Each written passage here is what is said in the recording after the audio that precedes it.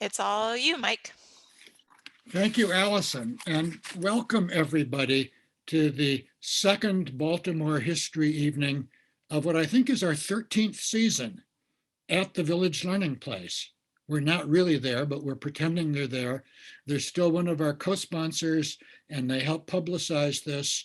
And we always like to give this shout out to the Village Learning Place, which is in one of the original Enoch Pratt Library branch libraries that's now an independent community library and deserving of community support. So 3 cheers for the Village Learning Place. And we'll be back there someday. We live in hope and faith. This is, as I said, the second of the season. And before I get into the business of today, since nobody will be listening at the end, I want to tell you about the third one, which will be a month from tonight, March 18th. Webster Phillips, who's going to be introduced by Miss Savannah Wood, is going to talk about is entitled Through the Lens of Three Generations, the Phillips Family of Photographers. This was a family of photographers that documented Baltimore African-American life from segregation through Brown versus Board of Education, through President Roosevelt and Reagan to Obama. Webster Phillips' father and grandfather worked for the Sun and the Afro, as well as for themselves, covering major national events with as much care as they covered graduations and birthday parties. So I invite you to tune in to this aspect of Baltimore history, which I think we're going to be perhaps the first big introduction to this collection. But now today, and I'm going to be a real quick introduction here because you don't come for the introductions, although I'm sure the parents and grandparents will always be proud to hear the wonderful things that I'll say. We thank David Schley, who is an assistant professor in the Department of History at Hong Kong Baptist University. And while we are here after our dinners, he is here at his breakfast time, or roughly so, I imagine. So he is speaking to us in the morning. David has a PhD in history from Johns Hopkins University, his bachelor's from McGill. And although he has some other things, I'm not going to take time, he can tell you about them if you want, awaiting publication. The thing that inspires this talk is the publication by the University of Chicago Press of his new book, Steam City, Railroads, Urban Space, and Corporate Capitalism in 19th Century Baltimore. About this book, Seth Rockman of Brown University, and some of you may be familiar with Rockman for his wonderful 2009 book, Scrapping By, Wage Labor, Slavery, and Survival in Early Baltimore. Dr. Rockman says, Steam City is a lucid and learned account of railroad corporations and municipal governance, but the relationship of American democracy and capitalism is truly what's at stake in this important book. So we thank Dr. Rockman for giving up his morning for our evening, and I turn it over to you, David. Thank you very much. I said Dr. Rockman, Dr. Schley, sorry. Thank you. It's all yours. I'm muted. Well, thank you everybody for attending this talk and for coming out this evening. My thanks especially to Mike French for the invitation to speak with you today and for that introduction. Thank you also to Allison Seiler for moderating today. I'm gonna share my screen because I've got some slides. So let me put that up just a moment.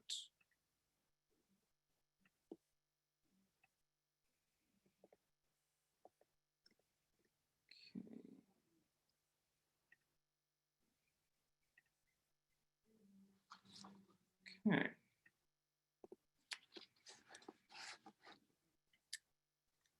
All right. So again, thank you for coming out. This talk is based on my book, which Mike already introduced, Steam City, Railroads, Urban Space, and Corporate Capitalism in 19th Century Baltimore. It was published in October, and it's available for purchase wherever books are sold. I believe it should also be available soon through public libraries. I know that the Pratt has a couple of copies that they're going to be cataloging. This book revisits the rise of the American Railroad through the lens of urban history. When I started research for Steam City, I wanted to understand how the expansion of railroad networks influenced urban development in the 19th century. I decided to focus my research on Baltimore and the Baltimore and Ohio Railroad. The B&O, as the first major railroad corporation in the United States, and arguably in some ways in the world, set precedents that other railroad companies followed, and it had a close relationship with the municipal government of Baltimore, its terminal city. My research took me to the Baltimore City Archives, to the B&O Railroad Museum, to the Maryland Historical Society, to the Pratt Library, among other places. And as I looked into their holdings, I found that the history of the 19th century railroad and the history of the 19th century city were intertwined in ways that I had not entirely expected. First, they were connected financially. 19th century railroads were the premier private corporations of their day. They developed corporate forms of organization and long distance management that shaped the American economy after the Civil War. Contemporaries framed railroads as paragons of Gilded Age corporate power, and historians have largely followed suit. Yet railroads were also heavily subsidized. And while the federal subsidies that funded the post-Civil War transcontinental lines are well known, I found that writers had not fully reckoned with the implications of the municipal subsidies that railroads received in the pre-Civil War period. As a matter of fact, shortly after Steam City was released last fall, I went over to Wikipedia to look at the entries on Baltimore history and the B&O, and I found that in those entries, the founding of the railroad was characterized as a purely private initiative. And yet, in fact, it was city and state governments that assumed most of the risk associated with launching early long-distance rail lines. Cities and states pumped millions of dollars into railroads at a time when large ticket urban expenditures were rare. And they did so because they conceived of them as urban improvements, as instruments of economic development that were to operate to the public good. Early rail lines like the B&O did not begin as private corporations as we understand them today. They became private corporations. And they defined the prerogatives of private enterprise against the claims of their municipal and state benefactors. So that's the first way in which the city and the railroad were intertwined in terms of mechanisms of finance. The second was that the 19th century railroad and city were intertwined spatially. The expansion of railroad networks across the North American continent coincided with the construction of an ever-densifying urban rail infrastructure. And you can actually see this here on some maps that I've prepared. You can sort of get a sense of how as the railroads was expanding westward, the array of tracks and connections within Baltimore was also growing, becoming increasingly dense. In this last map, the light gray tracks represent streetcar lines. The darker ones represent freight or long distance rail, but they both speak to a city that's become a city of rails. This is notable because the railroad, along with the telegraph and the steamship, is famously one of the main instruments of the 19th century's annihilation of space and time. Journalists, politicians, even Karl Marx wrote about spatial annihilation in connection with railroads long before the term was resurrected in the 20th century to describe the effects of telecommunications. The changes that unfolded in the 19th century were every bit as dramatic to people at the time as the changes that allow me to speak to you from the other side of the international dateline are to us today. And yet, as railroads annihilated the space of the countryside, A no less significant transformation was taking place within railroads' urban termini. And here, the effects of spatial annihilation were more ambiguous. Railroad tracks, depots, and port facilities upended traffic patterns, altered shipping practices, and caused fatal accidents. Streets that had once been country walks became industrial thoroughfares. Cities that had once been thriving entrepôts became branch plant towns. Many of these changes sparked fierce opposition among urbanites who resented the way their routines were disrupted and their lives endangered in order to accommodate the needs of the continent-spanning railroad.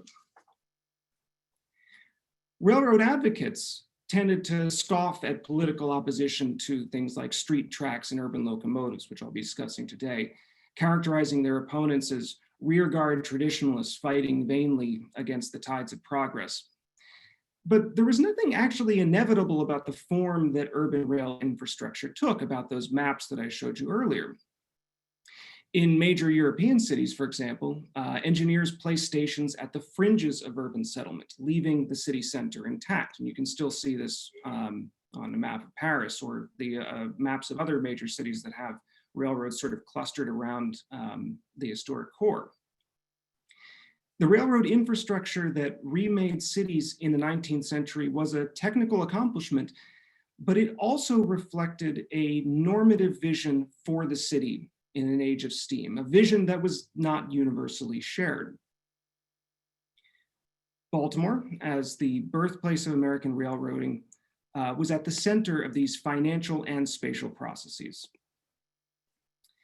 The city of Baltimore invested an unusual amount of money in railroad enterprise, and it played an unusually substantial role in managing its premier railroad, the Baltimore and Ohio. And it was on the ground in Baltimore that many of the rules of railroad operations and the relationship of the railroad to the city were worked out. In the larger work, I argue in Steam City that the B&O's transformation from a municipally funded urban project to one of the premier private corporations of its day began in the streets of Baltimore. As the company pushed for rapid mechanized movement through the city, it articulated a new spatial logic for corporate capitalism, one that tied the free movement of goods to the free flow of capital in a system that located economic agency in private enterprise. Now, in the book, I examine this from a number of angles. I look at the institutional struggles, the labor disputes, the corporate competition that shaped these processes. What I'd like to focus on today are three key sites within Baltimore: Pratt Street, okay, there we go. Pratt Street, Locust Point, and Camden Station. Pratt Street was home to the world's first urban street tracks. Clashes in the 1830s over whether to retain or remove this infrastructure set the stage for broader conflicts over the role of the city in railroad management. And as the B&O supporters defended the tracks, they started to define the city as a place of transit that interfered with travel through its streets at its own peril. This was an idea that was more fully developed in the B&O's Locust Point and Camden Station terminals, which were built between the 1840s and the 1870s. These places helped to make the city a site of steam-powered movement, but they came at a heavy human cost. All three of these sites that I'll be talking about today had implications well beyond Baltimore. Events that unfolded in Pratt Street, Locust Point, Camden Station shaped how railroads moved through cities nationwide and helped define the place of the city within a national economic system. I'm going to start by discussing the founding of the B&O in 1827, and then I will examine each of these sites in turn. And I'll conclude with some brief reflections on the railroad's influence and legacy before handing it over to all of you for Q&A.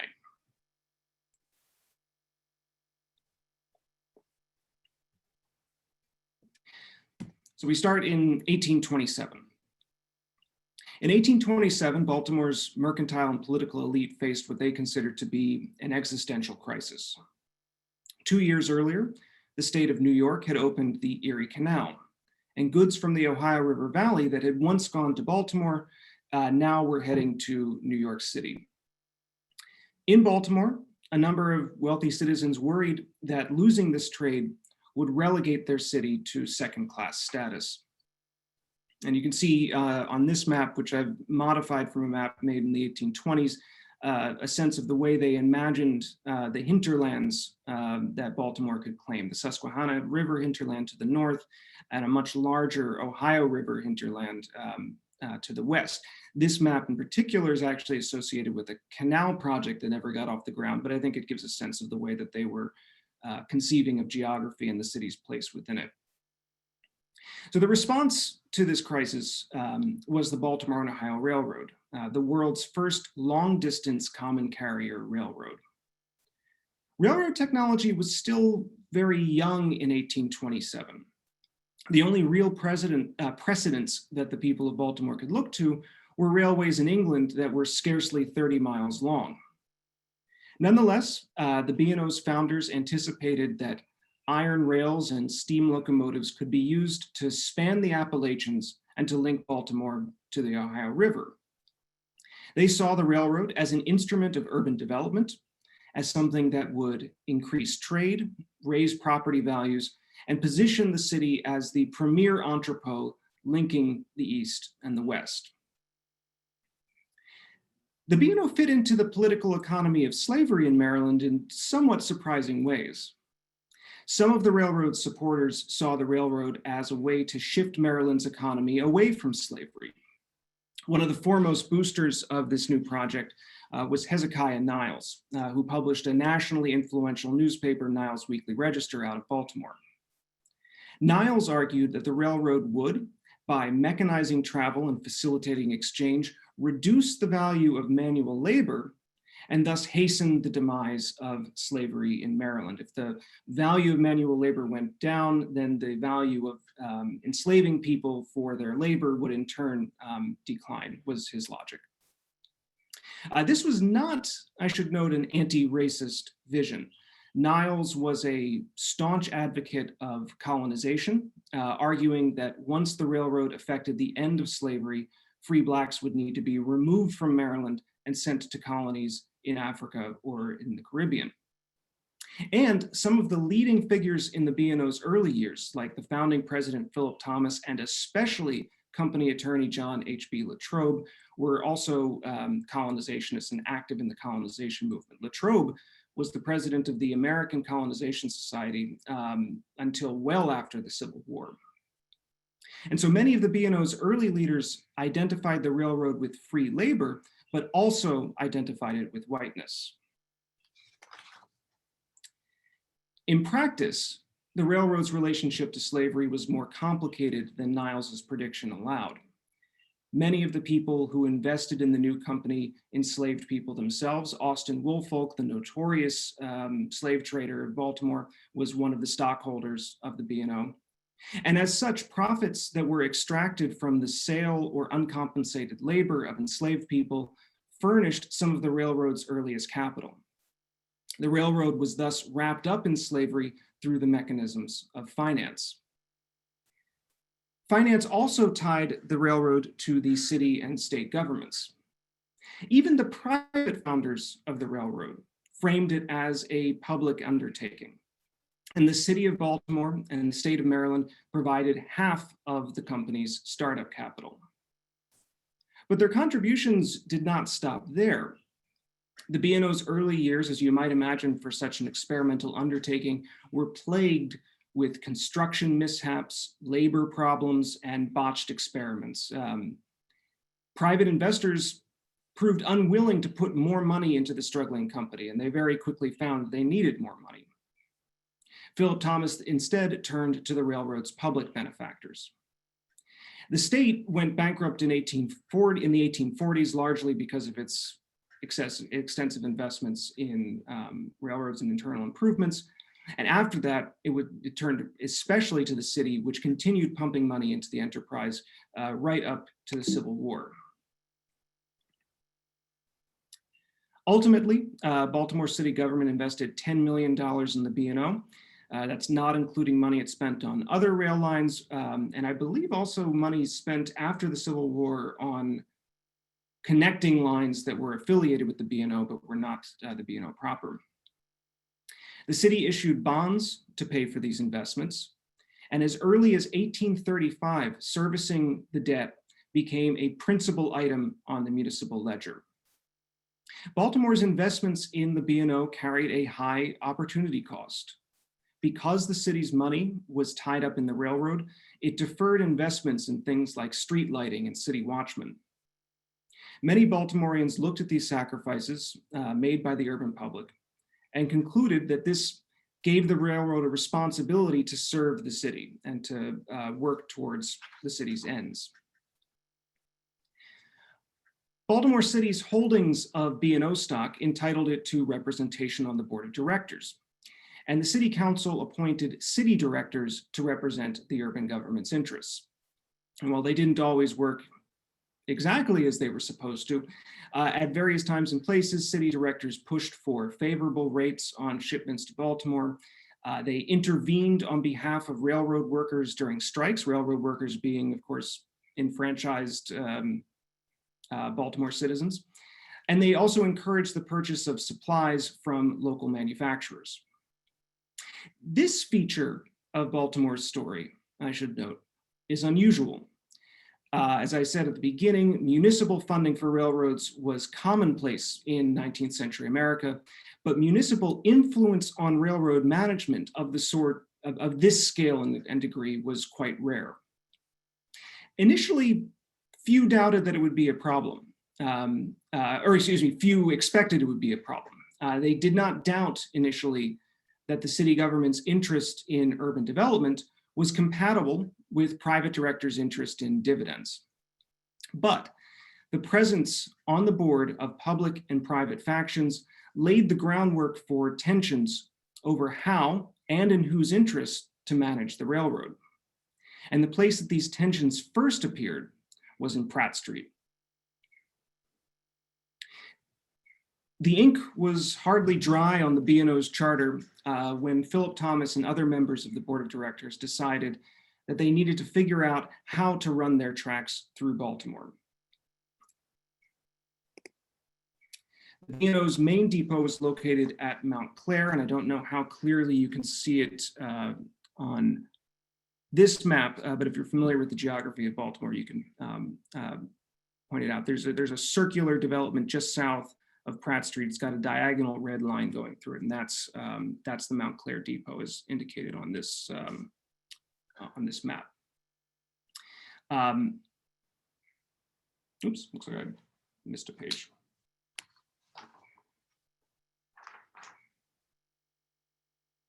Okay, so the B&O's main depot was located at Mount Clair, at the western edge of urban settlement at the time. But other railroad companies were setting up in the northern and eastern portions of the city. The Baltimore and Susquehanna was founded in 1829, and that ran from the northern part of Baltimore into Pennsylvania to York. The Philadelphia, Wilmington, and Baltimore, founded as the Baltimore Import Deposit, and eventually, I don't remember exactly when, but created as a company that would link Baltimore to Philadelphia, was set up in the eastern part of the city.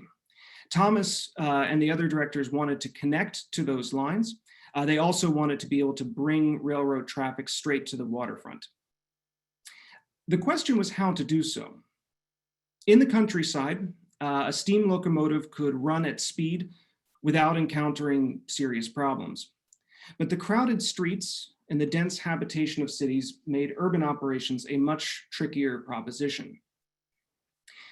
To understand why, it helps to think about the character of the street and the railroad in this era.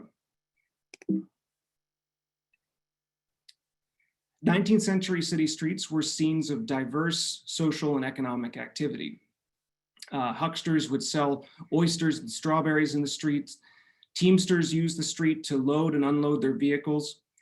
Children played in the street, parents socialized in the street while horse-drawn wagons passed around them.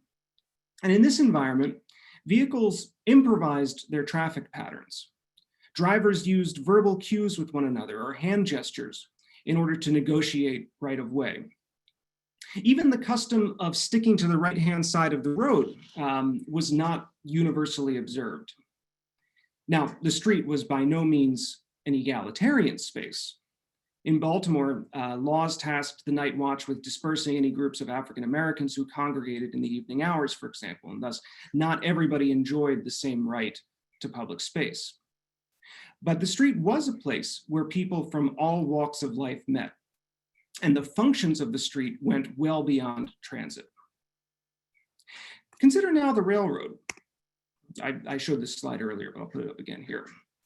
The most obvious problem with running a railroad through a dense urban environment is the danger posed by the steam locomotive. Steam engines, in the first half of the 19th century especially, were liable to catastrophic explosions. Even in the best of circumstances, engines emitted sparks and steam and loud noises that would startle horses and could cause them to run amok. But the problems with running a railroad through the city went actually even deeper than the mechanics of the steam engine. They were related to the mechanics of rail. The fixed tracks of the rail reduce friction, which makes it easier to haul heavy goods. That, even independent of the mechanics of steam, is what makes a railroad so distinct. But in a city, reduced friction meant that it would be harder for railroads to come to a stop if, say, a child ran in front of the train, or if a vehicle crossed their path unexpectedly. Moreover, the rail's fixed path meant that the railroad car wouldn't be able to swerve out of the way or yield to other vehicles as it encountered. All other vehicles would yield to the train.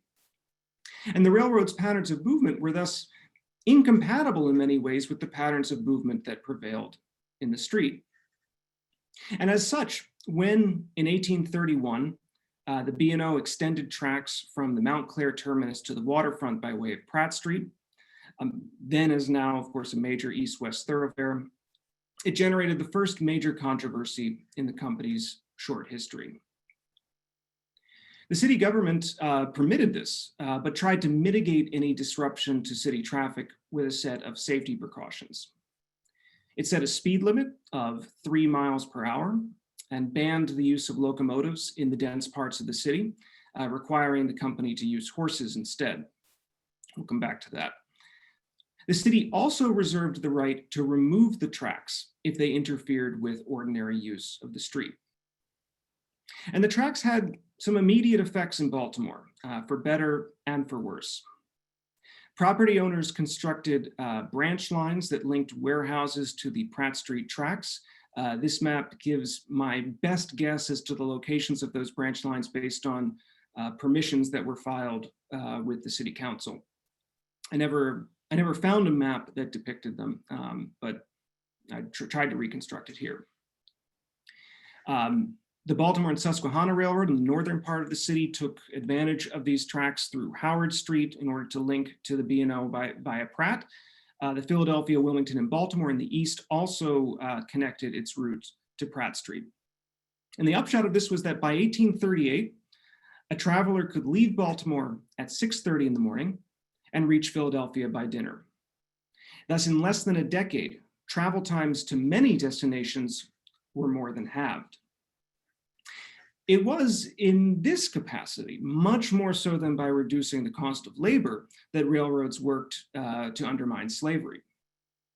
Frederick Douglass, who was born into slavery on the Eastern Shore and was laboring in Fells Point in the 1820s and 30s, made his escape from slavery, his escape from Baltimore by rail in 1838. He slipped on board a train as it left for Philadelphia, disguised as a sailor.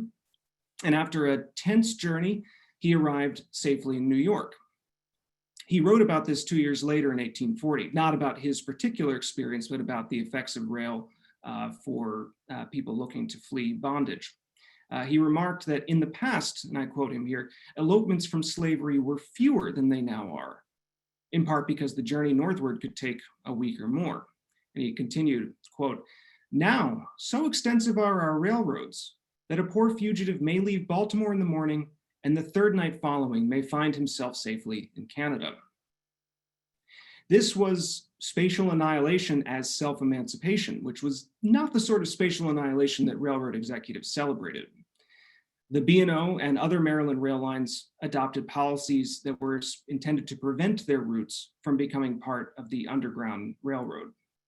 In 1853, B&O employees were deputized by the city to arrest any African-American person on a train who did not have a legal pass. Moreover, state law required rail and steamship lines to pay a $500 fine if they unwittingly abetted an escape from slavery. In practice, the PWB, the Philadelphia, Wilmington, and Baltimore, was the more common route for people fleeing bondage. Like Douglass, they sought freedom in Philadelphia or New York, but the B&O did receive cases along these lines. If you look at a map, the B&O tracks will come within 3 miles of Pennsylvania in Western Maryland. And so it was either through that or through the terminus in Ohio that they made their escape. In any event, I should note that Douglass's emancipatory use of the railroad did not depend on street tracks per se, so much as on the proliferation of intercity rail routes. And as railroads revolutionized travel between cities in the 1830s and 1840s, street tracks altered travel within them. Carters and draymen complained of collisions and traffic jams, and they fumed that the B&O was hauling goods through the city that might otherwise have gone to them. They paid taxes to support the B&O, and the B&O was now taking away their livelihoods. And actually, I didn't mention this earlier, but I'll make it as an aside now, the B&O itself was not paying any taxes. It was exempt from taxation by virtue of its charter. Moreover, the trains that constantly ran from one end of the city to another proved to be a tempting target for Baltimore's children, who turned the trains into an improvised transit system, hopping on passing cars to get around the city.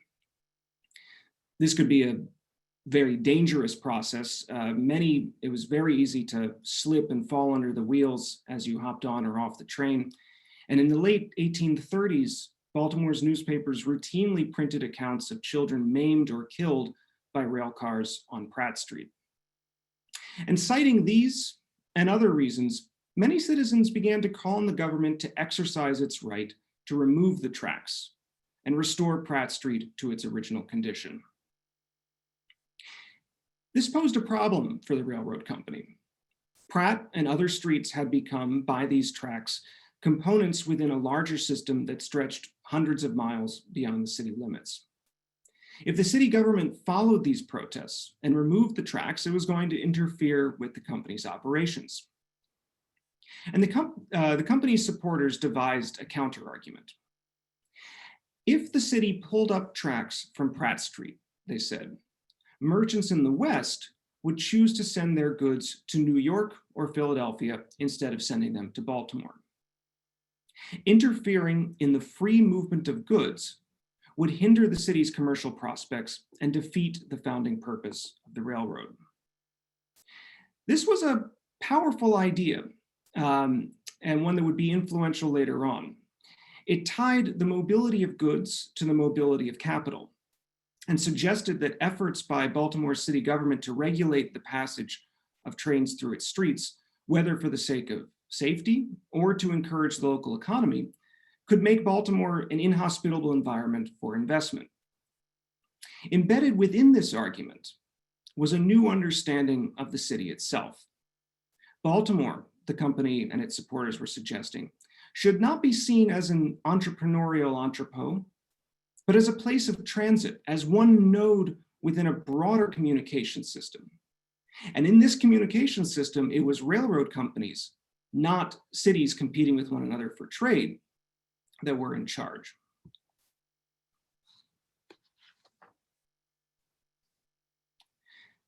This argument prevailed.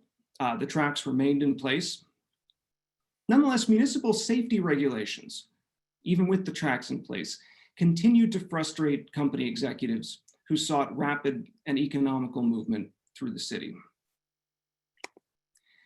The most vexing of these was the mandatory use of horses within the dense portions of the city. a provision that not only slowed travel, but subjected the railroad company to heavy outlays for stables.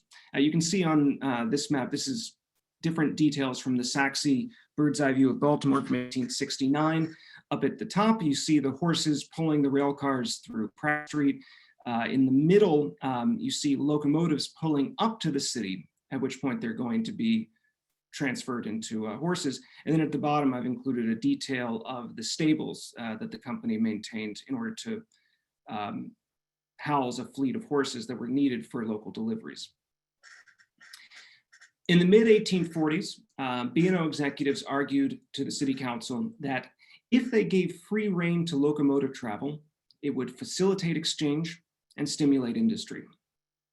And the council relented to a point.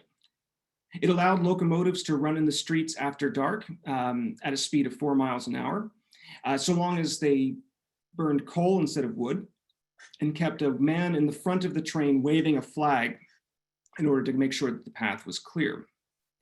But railroads in Baltimore never received unrestricted use of locomotive power.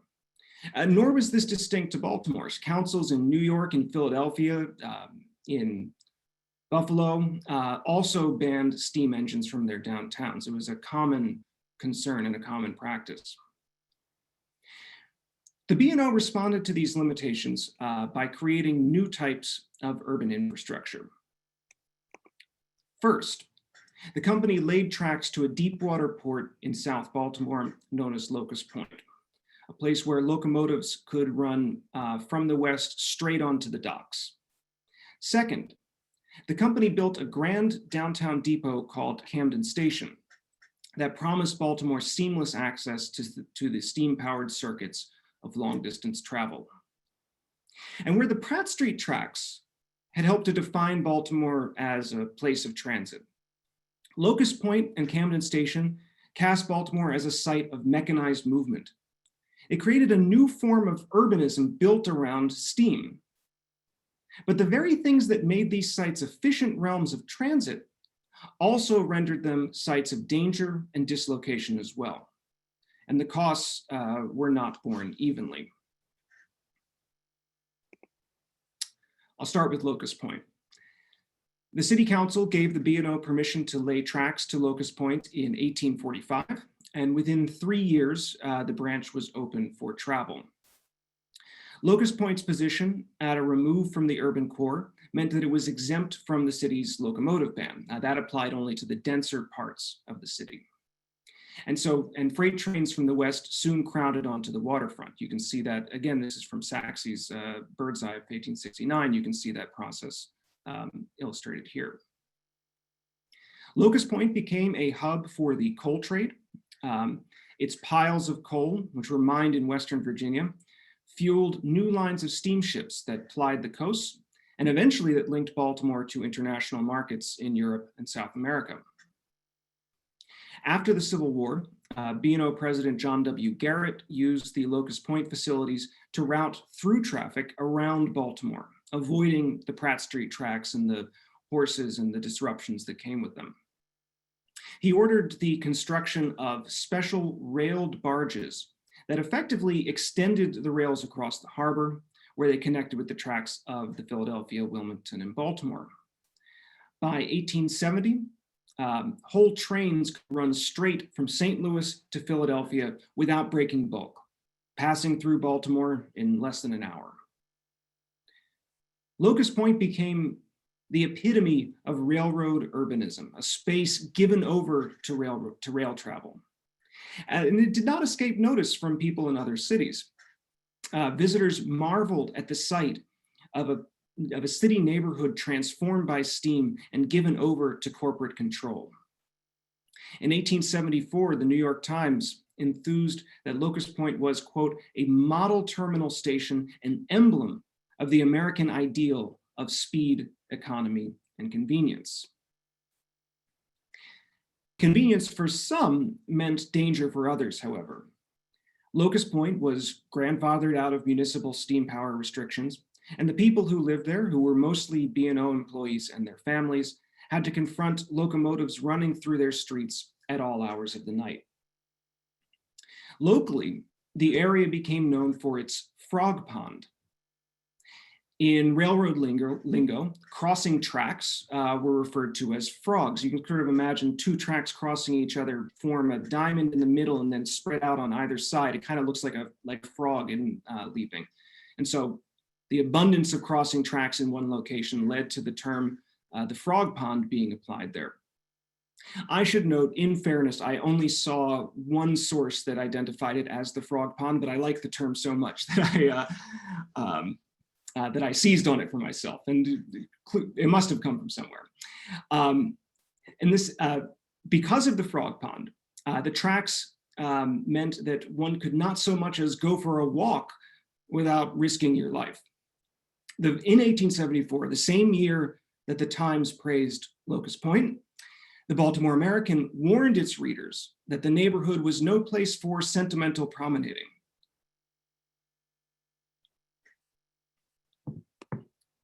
They said, and I quote, "The railroad tracks that radiate from the wharves form such inexplicable combinations with each other that nobody but the switch tenders know where to run to keep out of the way of the shifting trains."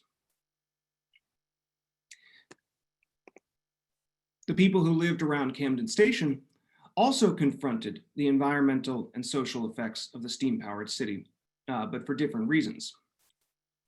In 1852, the B&O sought permission from the city government to build a new downtown depot so that it could distribute incoming goods and passengers within the city. It proposed to extend a track from the Locust Point branch and thus to run locomotives all the way into the city center. This was a new sort of intervention in the urban landscape. None of the other railroad stations in Baltimore, including, of course, Locust Point, had been planted in the urban core. The exception might be the Pratt Street Depot, but they used horses to reach that, and it was a much, much smaller facility than Locust Point, than Camden Station. None of the major stations ran locomotives through people's backyards, but a steam-powered downtown station was an experiment without precedent, certainly in Baltimore, and to my knowledge, in the United States. The secret of the B&O's proposal lay in the location of this new depot. The board of directors chose a site that fronted Camden Street. The new Camden Station was to be a full city block wide. Building it required the demolition of 5 blocks of housing. Those 5 blocks stood in the middle of one of antebellum Baltimore's largest free Black neighborhoods. This district housed many of Baltimore's civil rights leaders and their institutions like the Sharp Street Methodist Church. It also held wooden houses that accommodated working class African Americans employed in the maritime trades and as day laborers. And as such, when the B&O cleared 5 blocks of land to make way for Camden Station in December of 1852, it dislocated hundreds of Black families. Most of the displaced moved to other parts of the city. But the destruction of this neighborhood coincided with a late antebellum nadir in Maryland race relations. In Annapolis, there were calls for enslavement of free Blacks. And in Baltimore, there was escalating violence over access to job sites. The people who were uprooted by the station confronted narrowed prospects wherever they looked. And some decided to leave Baltimore altogether. 73 members of the Sharp Street Church relocated to Canada after their homes were destroyed to make way for the station. The B&O's executives envisioned their new station as a transformative improvement, a monument to the efficiencies of steam travel that would plug Baltimore into an expanding network of rail communications. In order to bring steam engines into the city, the company capitalized on Baltimore's racialized political economy. And because the people that they displaced were disenfranchised, they encountered no effective political opposition. The company executives went so far as to say that no decision they had made had received such universal approbation as the location of Camden Station. Creating a centralized depot to serve the city as a whole involved the dispersal and destruction of a formerly coherent neighborhood unit. Camden Station, a testament to railroad modernity, both built on and deepened existing inequalities in Baltimore's social structure. These sites, Locust Point and Camden Station, illustrate the railroad company's vision for the city, as well as the dislocations that made that vision possible. It was a vision marked by rapid circulation, in which goods traveled without hindrance through dense urban neighborhoods, powered by steam at the direction of the railroad company. And as new railroad infrastructure made it easier for people and goods to pass through Baltimore, it became ever harder for the city to assert control over the corporation that it had done so much to create.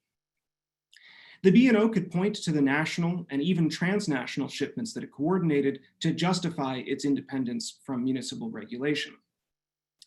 The company did not cease to argue that it was serving Baltimore's interest, that what it did was for the good of the city. But it was serving that interest according to its own design and without input from the public that it served. Each of these initiatives I've described here was the first of its kind in the United States and a model for other cities and railroads. Railroad companies in New York and Philadelphia waited to see how Baltimore's tracks in Pratt Street worked before they implemented street tracks of their own. Legislators from Boston studied and emulated the rail-to-water transfers that they observed at Locust Point, investing $10 million in a similar system to modernize their waterfront. The destruction occasioned by Camden Station would be replicated in Philadelphia decades later with the creation of Broad Street Station downtown in the early 1880s. In the first half century of American railroading, from 1827 to the 1870s, Baltimore was at the forefront of a national conversation about how to run rail traffic through cities. It was in Baltimore that railroad executives, city officials, and everyday citizens first worked out what the railroad metropolis would look like. They experimented with and shaped the city's transformation from a walking-oriented market hub to a mechanized industrial metropolis. Places like Pratt Street, Locust Point, and Camden Station were sites of modernity, and sites that also underscore that the benefits and the costs of modernity are seldom distributed evenly. The legacies of this, to some extent, persist to this day. Most tangibly, tracks and tunnels built in this era still exist and are still in use, much to the chagrin of Amtrak and CSX. And the legacies of this history may take less tangible form as well. I think about the highway projects of the 1940s and 1950s. Now, highways and railroads are very different in their operation and in their impact on cities. The railroad is an instrument of concentration, the highway one of dispersal. And yet when I look at the highway plans of the 1950s, I see a vision of the city as a place of transit that took shape in the railroad age. We might also see West Baltimore's stretch of Route 40 as a successor to the dislocations of Camden Station. Racism continues to shape the geography of transportation infrastructure in Baltimore and elsewhere in the United States. And thus the world that the railroad made, the city of steam, is perhaps not quite as distant from our own as we might imagine or as we might like. On that, thank you very much for listening. I'll be happy to take any questions that you may have. Thanks so much, David. That was really great. And I was definitely nerding out and taking some notes for my own B&O interests. So I just want to start. We did have a question come in through chat. I don't know if Dan would like to unmute and ask, but I'll give you the opportunity. Dan, would you like to ask your question directly, or do you want me to ask it for you? I can go ahead. Okay.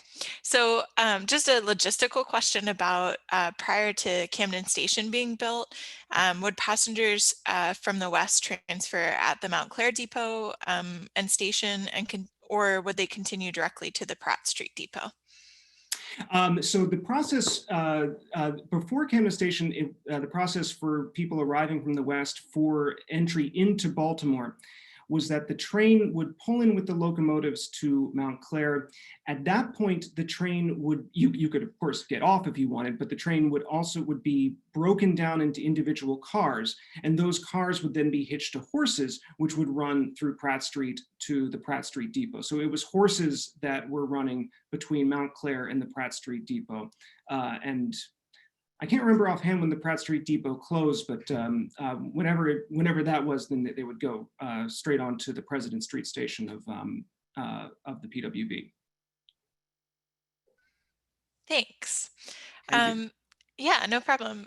So I had a sort of question that I wanted to ask while we're waiting for some other questions to come into the chat. And if anybody would like to, yeah, unmute or flag me down and let me know that you'd like to ask a question, I'm happy to pass it over to you. One of my questions was about the environmental impact of the railroad. So could you recommend any readings or any books that sort of comment on that? And, you know, and maybe it can be really probably any century, but something that just comments on the environmental impact in the city of the steam engines. Absolutely, yeah. So there's a book. There's been a lot of work done on this in Chicago, in particular. One of the Chicago in the historiography on urban rail stands out as one of the major railroad cities of the 19th century. And I think there's a book by Perry Duis on the impact of the railroad in Chicago that I believe touches on issues of environmental impact. There's also a book that was written about an environmental history of Seattle that talks about the introduction of rail lines to the waterfront of Seattle, and that's called Emerald City. The author's name I'm drawing a blank on at the moment. And I think that both of them talk about the environmental impact of the railroad. In Steam City, I talk a little bit about coal and the infrastructure of the ways in which the introduction of coal shaped the industrial landscape of Baltimore, pulling industrial development out from the core and leading to large-scale factories that were sort of centered or that were located on the periphery of the city. And so one of the things that the railroad would have done is bring in coal that was used as fuel for factories, but also coal that was used to make gaslight. And so the coal, the gas works in South Baltimore, which were fueled by bituminous coal from Western Virginia, was responsible for lighting up the richer neighborhoods of the city, but also for producing a lot of the smoke that would have gone up. I think that the final thing I'll say on that note is that, there's been work on Pittsburgh too. I'm thinking of the Richard White's relatively recent book on the Gilded Age has a chapter that talks a lot about the environmental impact of industrialization on Pittsburgh.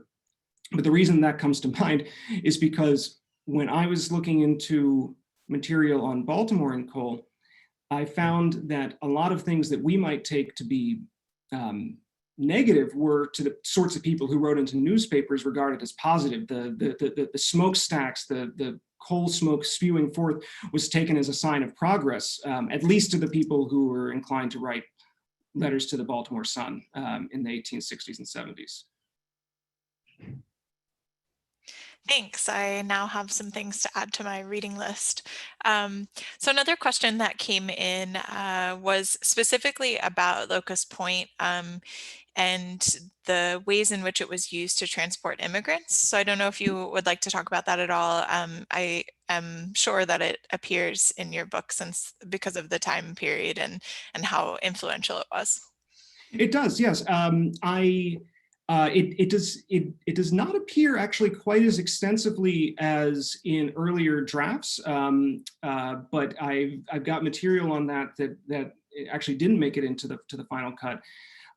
So the same trains that are sending wheat from Ohio onto steamships for shipment to Liverpool or Bremen were receiving immigrants from Bremen. And the company went out of its way to create a system that allowed, that at least ostensibly allowed immigrants to get off of the train, off of the ship, and get right onto a train and head further out into the west and head out west. Passing through Baltimore in this as quickly as the freight was passing through Baltimore. It didn't always work that way in practice. There are letters from company managers to John W. Garrett, the president of the company at the time, saying that people in Locust Point were complaining about Bohemians lounging around in the streets waiting for their train out of town, and was asking for the creation of a special facility to accommodate the immigrant passengers while they were waiting for their train. And the other thing that stands out about this is that the immigrant trade was something that the B&O was actively courting. They sent agents to Bremen and to other German cities to try to get people to take the B&O as their route to the West. But there are letters from Garrett in which he complains to the immigrant agents in Europe that even then, even in the 1860s and 70s, immigrants had New York as a fixation on their mind, and they were very skeptical of any efforts to take a route that didn't go through New York. So that wound up being sort of a limitation on the company's ability to recruit immigrant travelers. For the most part, of course, some maybe even many of the immigrants wound up remaining in Baltimore, and the B&O became, the Locust Point facilities became a major point of entry into Baltimore.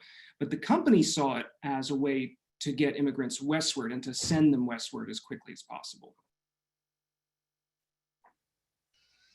Great, thank you so much. I know a lot of the folks here have a particular interest in immigration history, so I appreciate you answering that. I just want to pass it over. We did have someone who wants to ask their question and share a comment with you. So David Chapin, if you want to unmute or if you need help unmuting, just let me know. Well, can you hear me? We can. Yes. Okay. A couple of comments. Your presentation rang a couple of bells with me. I worked with the city and with the State Department of Transportation for many years. There has always been a love-hate relationship between Baltimore and the Baltimore and Ohio Railroad, extending up through CSX days, and a sense on Baltimore City and the state of Maryland's part that the railroad owed the city and state some special obligation because of the manner in which it was originally set up and financed. And that continues probably even up today. It's just a sort of a remnant of the historical arrangement that continues. Also, your discussion of the operations on Pratt Street and all of the regulations that were required in order to make it a little bit more compatible with the other uses of the street. That continued right up, not with the B&O necessarily, but right up to the mid-1980s, maybe even the very early 1990s, with the Conrail's access through the former Philadelphia Wilmington Railroad coming across Fleet Street and Alisana Street to the President Street Station. They operated trains, albeit pulled mostly by diesel locomotives or by rubber-tired tractors right up until the 1990s too. So your presentation, some aspects of your presentation have continued right almost to the recent days. The question I wanted to ask you relates to Camden Station.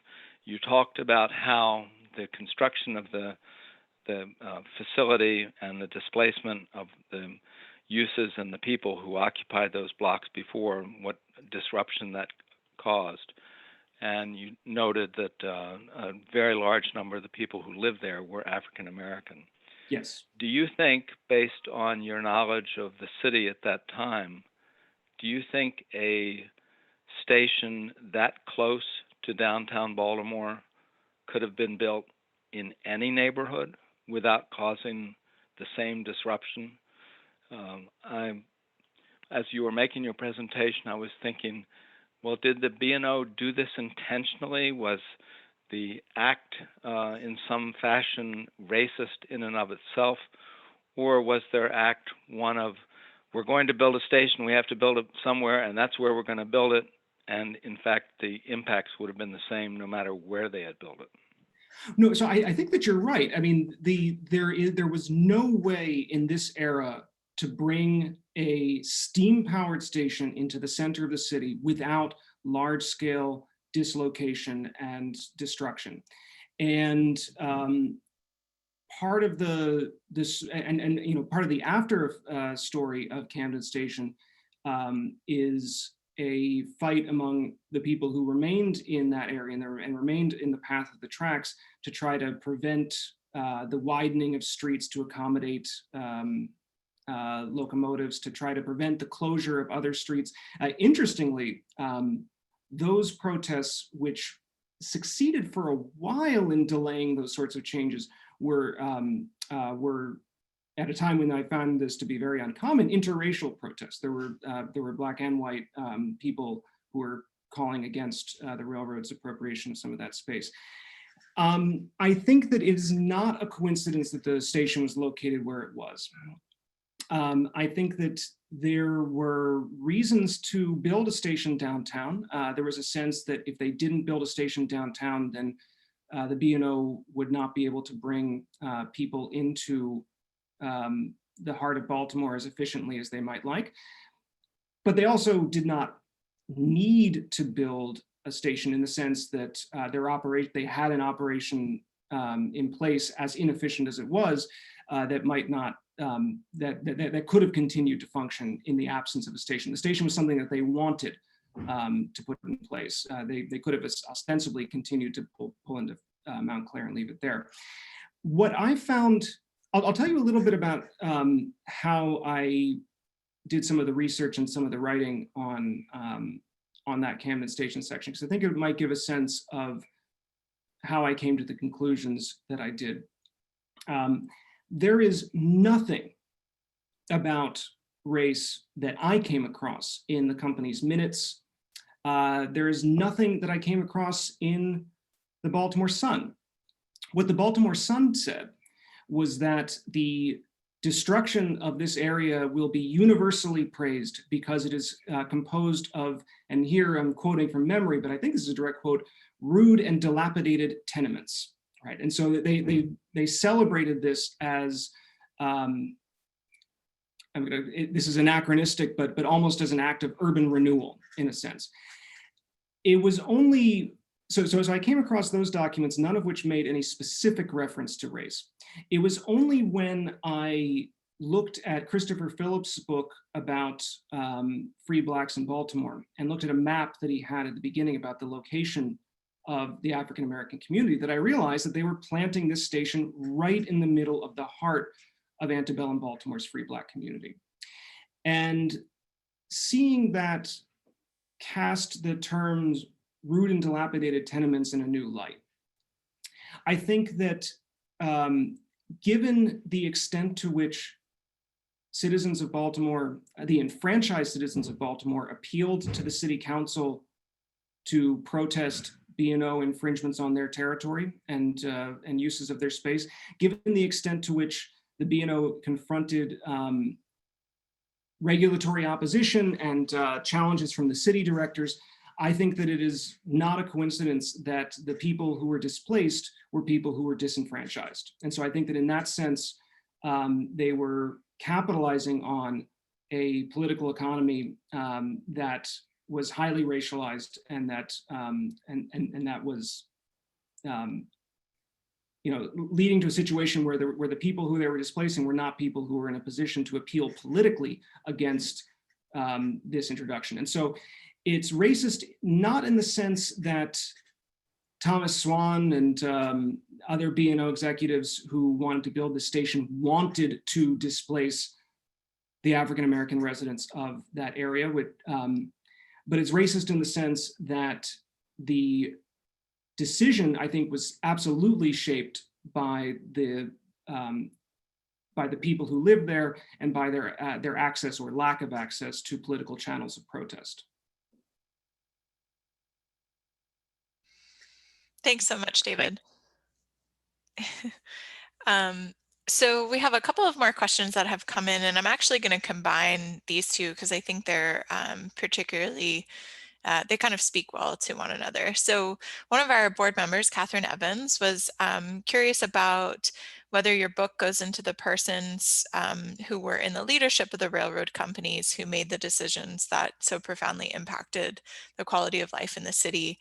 And then with that, John's question was, when did Johns Hopkins become part of the B&O and what was his impact? So I think those two questions sort of mesh well with one another if you want to speak to them. Oh, absolutely. Yeah, no, thank you for those questions.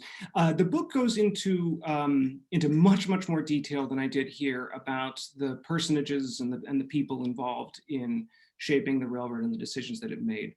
I offer accounts of Philip Thomas, of Lewis McLean, Thomas Swan, John Garrett, and their and the ways in which their ideas and even to a certain extent their personalities shaped the railroad's activities in the 19th century.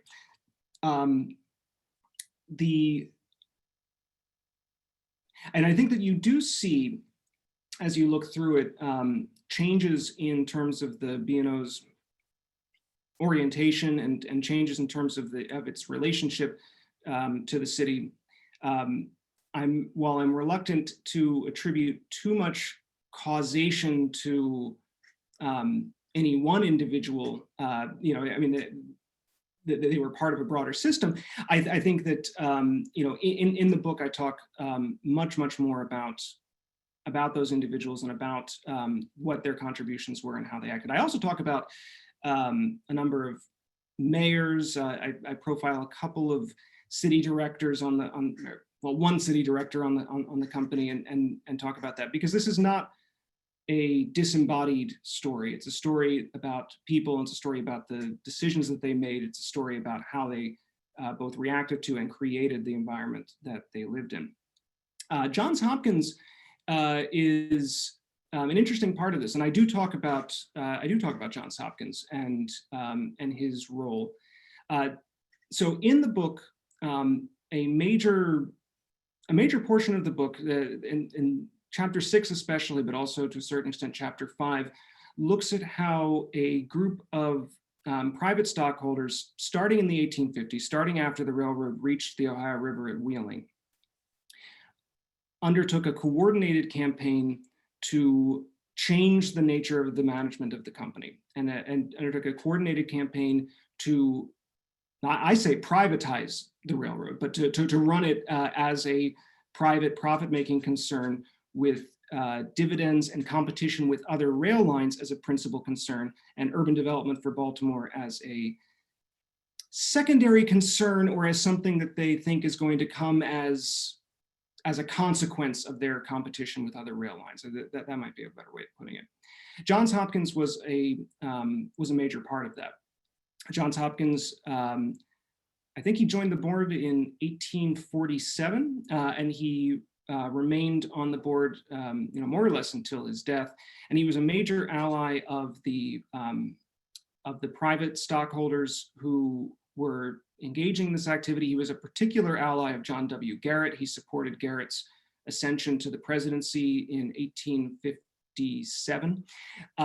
And so in that sense, he plays a major role in the company. He actually also plays a role in a way that I'll mention now. I don't know if he did this directly, but so at one point in the mid 1850s, or no, excuse me, late 1840s, there was a controversy over a municipal effort to regulate the company's rates, to say that the company could, there was an effort by the city to say that the company could not send goods to Philadelphia for cheaper than it sent them to Baltimore.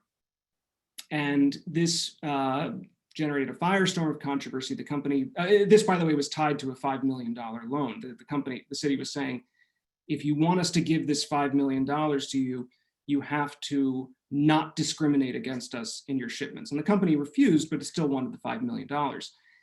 And And in the newspaper, Johns Hopkins became an emblem of one strain of the response to this. They said, look at Johns Hopkins. He owns warehouses. He has all of these interests in Baltimore. And he's on the board of directors. So why would you imagine that a man this wealthy, who's got this many connections to Baltimore, would seek to undermine Baltimore's prosperity, right? And so that became an argument against efforts by the city to regulate rates. And so the person of Johns Hopkins actually became a case study or an example there. Great. Thanks, David.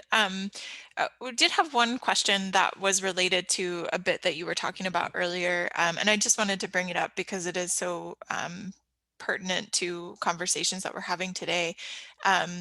Elizabeth actually asked if the rails of the railroad, I guess, you know, in its early years were actually laid or created by slave labor. So I wonder if you could speak to that. To my, I do not believe that they were. I came across no evidence that they were, and the other people who have written on this have identified it as a free labor project. Philip Thomas, as I understand it, barred the use of slave labor on the line.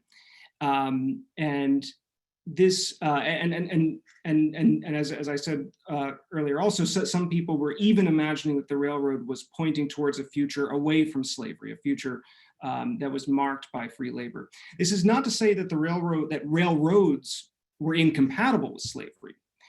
In Virginia and states further south, railroad companies that formed after the B&O sometimes used enslaved labor, people that they hired. Some railroad companies actually owned people outright, that the corporation itself held people in bondage. But that, to my knowledge, that was not the case with the B&O. I always hesitate to say the B&O only used free labor because it would only take one exception that I haven't come across to prove that wrong. But to my knowledge, that's the case. Yeah, thank you. I just a brief comment about that too, and then I'm actually going to turn it over to someone who has another connection to the B&O. I know in my research as archivist at the B&O, the employee records don't exist prior to the Baltimore fire of 1904. So it's kind of impossible to see if enslaved laborers were actually listed as employees prior to that, to those years. So just putting that out there, that even though there are some records of early employees before 1904, you know, there's not, that evidence is very potentially non-existent. I just want to turn it over now for our last question of the evening. Hopefully he will unmute and ask his question, but this is actually from the curator at the B&O, John Goldman. Would you like to ask your question? Hey, thanks, David. That was a great talk, especially like complicating the idea of Baltimore and Maryland's role in the founding. I was going to ask about, I was debating between two questions, and the slavery question was one of them. We're doing a lot of deep research into African-American history with the B&O right now.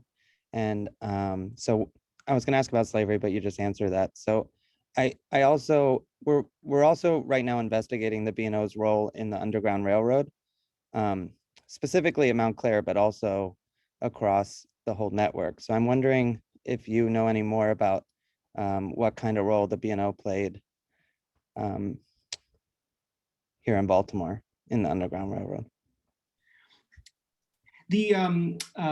So any role that the B&O played would be, and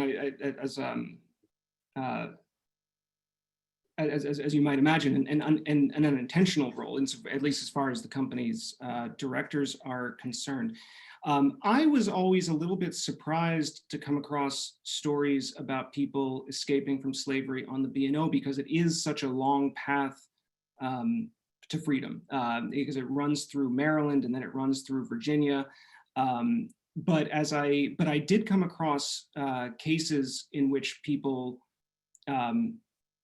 fled slavery on the B&O Railroad.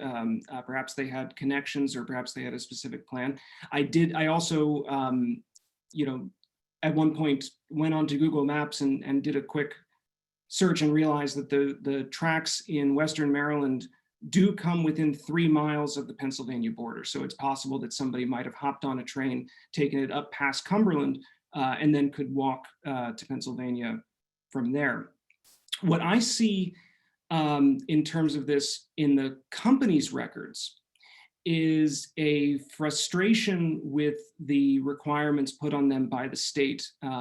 They certainly, as far as I saw, had no interest in ending slavery through the through their lines and through their routes, but they were frustrated by the fact that they periodically had to pay $500 fines for when it was discovered that people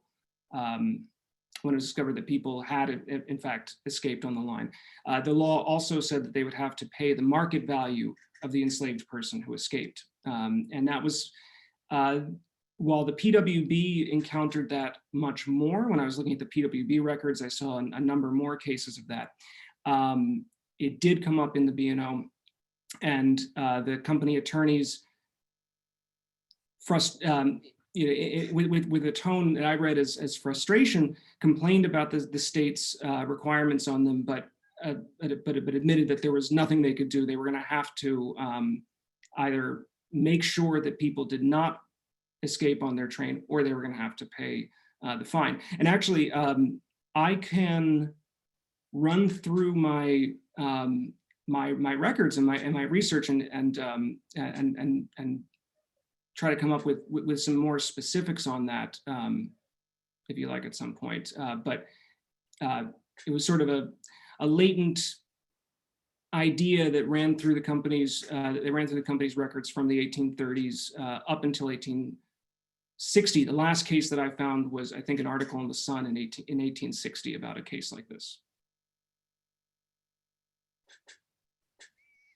Thank you so much, David. I would just like to special shout out some folks on the call. Thanks for joining us, Sharon and Herb Harwood. Also B&O aficionados and historians in my book. So just wanted to thank you guys for being on the call. With that, I'll turn it over to Mike for some closing remarks. Yes, thank you. And just as a connection, I just heard today another B&O item. Baltimore City Historical Society helps promote events of other organizations. And this coming Saturday, Bill Berry, who's a local labor historian, who's written a book on the Great Railroad Strike of 1877, is speaking on sleeping car porters and the B&O. And that's sponsored by the Irish Railroad Workers Museum. So there's a nice little sort of inter-ethnic connection there. Let me do another also advertisement for next month, March 18th, with Webster Phillips talking about 3 generations of African-American photography in Baltimore. And let me also call your attention to the Baltimore City Historical Society's Facebook page called, not surprisingly enough, Baltimore History. And you can find a lot of give and take on Baltimore history, frequently some lively discussions, news about upcoming events. It's a great way to get together with other people who are interested in Baltimore history. It's one of these sites I find that just pull together people's interests from, whatever their interest: African-American history, ethnic history, labor history, neighborhood history, people looking up ancestors. A lot of people apparently had ancestors who ran taverns in Baltimore, and they're searching for something. So it's a lively meeting place, and I invite you to check it out. And check out our website. You can look up Baltimore history, the Baltimore City Historical Society. We have a nice website. And on that website, there is a little button that says donate. if you would like to do so. Uh, the mission of the Baltimore City Historical Society is to evangelize, as it were, for Baltimore history. We think everybody should be enthusiastic about Baltimore history, and our job is to help present it to people. And we don't charge. We've never charged for anything other than some events where we've served food. We need to pay for that. And it's sort of like public radio. It's there for free, but we do have expenses. And we don't have a membership model now. You can just pay whatever you want. And that help. We don't give out little things, no tote bags, no coffee mugs, none of those things, but you'll know you're supporting Baltimore history. And what can be better than supporting Baltimore history? Because I think people involved in Baltimore history, you're also involved in Baltimore present and future.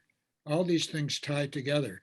As David's book, as you know, I think has some implications, not just for then, but for now and for the future.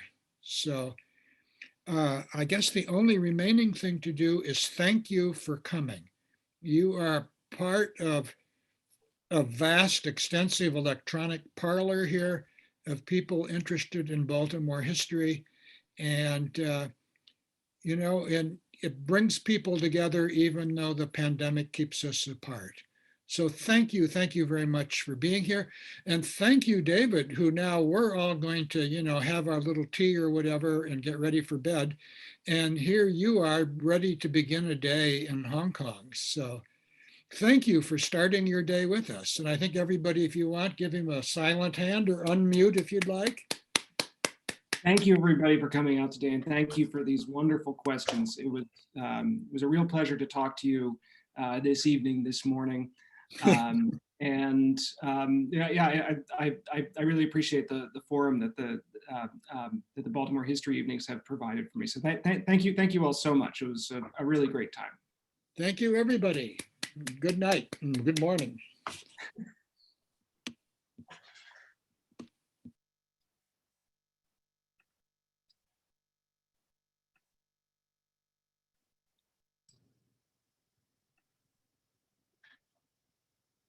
Hi, Joan.